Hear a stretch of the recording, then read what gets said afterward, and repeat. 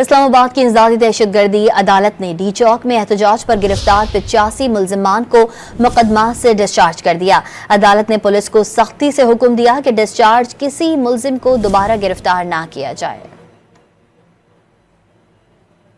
اسلام آباد کی انسدادی دہشت گردی عدالت نے ڈی چوک میں احتجاج پر گرفتار 85 ملزمان کو مقدمات سے ڈسچارج کر دیا۔ عدالت نے پولیس کو سختی سے حکم دیا کہ ڈسچارج کسی ملزم کو دوبارہ گرفتار نہ کیا جائے۔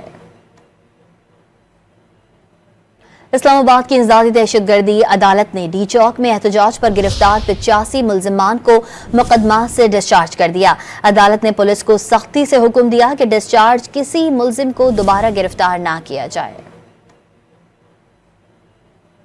اسلام آباد کی انسدادی دہشت گردی عدالت نے ڈی چوک میں احتجاج پر گرفتار 85 ملزمان کو مقدمات سے ڈسچارج کر دیا۔ عدالت نے پولیس کو سختی سے حکم دیا کہ ڈسچارج کسی ملزم کو دوبارہ گرفتار نہ کیا جائے۔